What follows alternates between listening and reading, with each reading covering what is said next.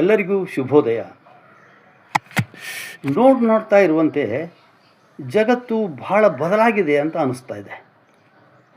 ಈ ಹಿಂದೆ ಯಾರ ಮೇಲಾದರೂ ಸಿಟ್ಟು ಮಾಡಿಕೊಂಡ್ರೆ ಅವ್ರು ಬಂದು ಸಿಟ್ಟಾದವರ ಜೊತೆಗೆ ವಿಚಾರ ವಿನಿಮಯ ಮಾಡಿಕೊಂಡು ಅಥವಾ ತಮ್ಮದು ತಪ್ಪಾಗಿದ್ದರೆ ತಪ್ಪಾಯಿತು ಅಂತ ಒಪ್ಕೊಂಡು ಸಮಾಧಾನ ಪಡಿಸ್ತಿದ್ರು.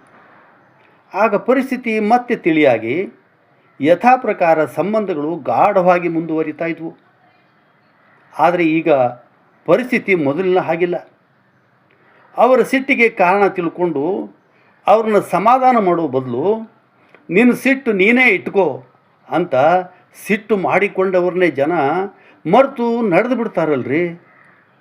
ಇಷ್ಟು ದಿನ ತಮ್ಮ ಜೊತೆಗೆ ಪ್ರೀತಿಯಿಂದ ಇದ್ದವರು ತಮ್ಮ ಮೇಲೆ ಈಗ ಯಾಕೆ ಸಿಟ್ಟಾಗಿದ್ದಾರೆ, ಈಗ ಯಾಕೆ ಬೇಸರ ಆಗಿದ್ದಾರೆ, ಅಂಥದ್ದು ಏನಾಗಿದೆ, ಏನಾದರೂ ತಪ್ಪು ತಿಳುವಳಿಕೆ ಆಗಿದ್ದರೆ ಅದನ್ನು ಸರಿಪಡಿಸಬೇಕು, ಕಲಕಿ ಬಗ್ಗಡ ಆದಂಥ ಮನಸ್ಸು ಮೊದಲಿನಂತೆ ಆಗಬೇಕು ಅಂತ ಹಿಂದಿನ ಕಾಲದ ಜನರು ವಿಚಾರ ಮಾಡಿ ಅದರಂತೆ ಕಾರ್ಯಪ್ರವೃತ್ತರಾಗ್ತಾಯಿದ್ರು.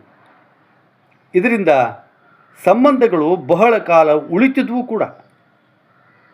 ಈ ಹಿನ್ನೆಲೆಯೊಳಗೆ ಸಾತ್ವಿಕ ಸಿಟ್ಟು ಸಂಬಂಧದಲ್ಲಿ ಮತ್ತು ಸಮಾಜದಲ್ಲಿ ಸಕಾರಾತ್ಮಕ ಬದಲಾವಣೆ ತರಲಿಕ್ಕೆ ಭಾಳ ಮುಖ್ಯ. ವಯಸ್ಸಿನಿಂದ ಅನುಭವದಿಂದ ದೊಡ್ಡವರು ಅನಿಸಿಕೊಂಡವರು ಇತರರ ಮೇಲೆ ಸಿಟ್ಟು ಮಾಡಿಕೊಂಡ್ರೆ, ನಾಲ್ಕು ಬುದ್ಧಿ ಮಾತು ಹೇಳಿದರೆ ಅದರ ಹಿಂದಿರುವ ಭಾವನೆಯನ್ನು ಅರ್ಥ ಮಾಡಿಕೊಂಡು ಅದರಂತೆ ನಡೆದರೆ ಯಾವುದೇ ಸಮಸ್ಯೆಯೂ ಕೂಡ ಆಗಲಾರದು. ಇತರರ ಬೆಳವಣಿಗೆಗೂ ಕೂಡ ಅದು ಸಹಾಯಕಾರಿಯಾದೀತು.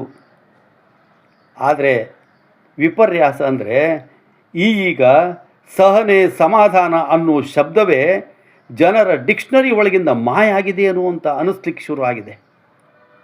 ಇನ್ನು ಅವರಿಗೇ ಸಮಾಧಾನ ಇಲ್ಲ ಅಂದಮೇಲೆ ಬೇರೆದವ್ರನ್ನ ಹ್ಯಾಂಗ್ರಿ ಅವರು ಸಮಾಧಾನ ಮಾಡ್ತಾರೆ?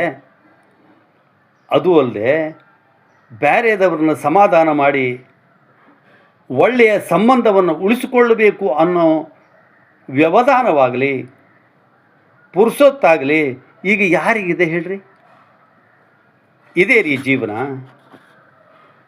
ಸ್ನೇಹಿತರೆ, ನನ್ನ ಮನದಾಳದ ಈ ವಿಚಾರ ನಿಮಗೆ ಹೇಗೆ ಅನ್ನಿಸ್ತು ಅಂತ ಸ್ವಲ್ಪ ಹೇಳ್ತೀರೇನು? ನಮಸ್ಕಾರ.